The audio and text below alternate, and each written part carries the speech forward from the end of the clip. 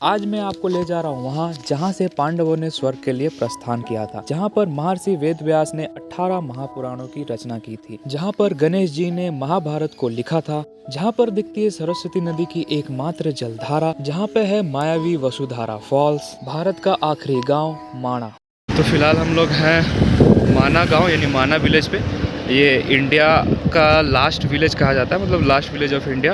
And ये China border के काफ़ी ज़्यादा करीब है। यहाँ बहुत ज़्यादा धूप है और ठंड भी बहुत ज़्यादा है। हम लोग ट्रैकिंग करते हुए इधर जाएंगे। तो इसमें से जो लेफ़्ट वाली नदी है वो सरस्वती नदी है और उधर से राइट साइड में जो आ रही है वो अलकनंदा नदी है।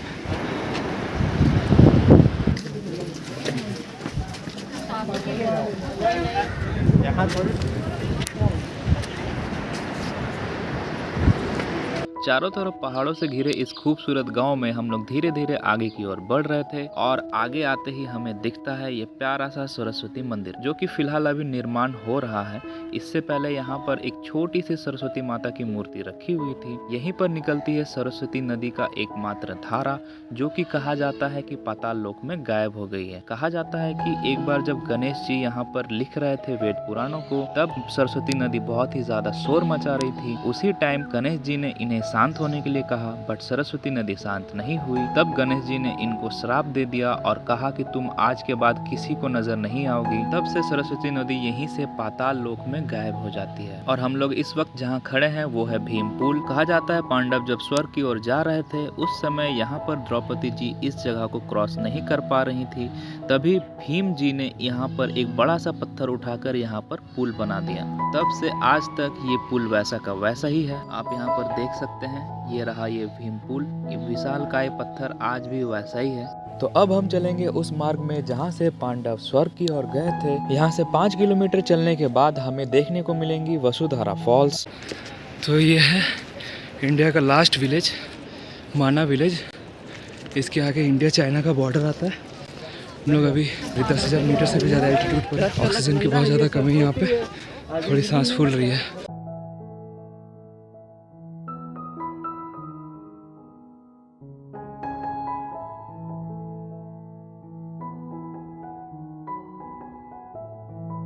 आगे चलते चलते हम लोग 3 किलोमीटर आ गए थे। इसके बाद ही हमें देखने को मिलता है वसुधारा फॉल्स का झलक। तो ये रहा वो मायावी और रहस्यमय वसुधारा फॉल्स, जिसको कि कहा जाता है कि ये पापियों के ऊपर एक बूंद भी नहीं गिरती और जिन्होंने पाप नहीं किया हुआ उनको पूरी तरीके से भिगा देती है। हमारा सारा ग्रुप तो यहाँ तक आ नहीं पाया था, कुछ ही लोग हम लोग यहाँ तक पहुँचे थे।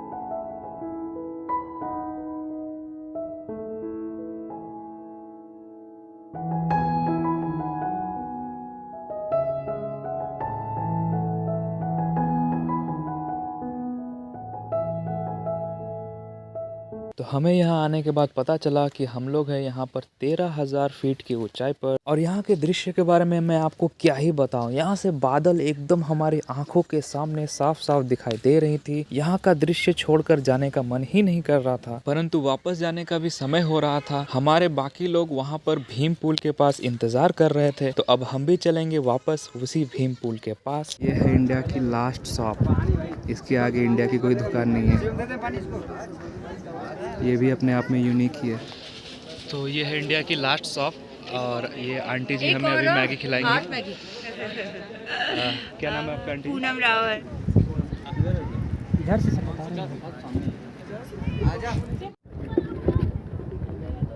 तो हम सभी लोग यहाँ पर इस व्यू को एंजॉय करने के लिए कुछ देर बैठे। कुछ लोगों ने मैगी खाई, कुछ लोगों ने चाय पी एंड हमने भी 10 रुपये वाली मैगी 60 रुपये में खा ली। इसके बाद यहाँ पर एक हमारा प्यारा भारत का झंडा लगा हुआ था, तो हम लोग आ गए इसके पास फोटोज क्लिक कराने। सभी लोगों ने बारी बारी फोटोज एंड वीडियोस क्लिक कराई और इसके बाद हम लोग आगे बढ़े जहाँ पर है श्री वेद व्यास गुफा। यहीं पर 18 महापुराणों की रचना की गई थी। तो हम लोग इस गुफा के अंदर गए और हम लोग ये इंडिया के लास्ट चाय की दुकान पर बैठकर चाय पी रहे हैं। पीछे हमारे है व्यास गुफा, जहाँ पे महर्षि वेद व्यास ने क्या लिखा था?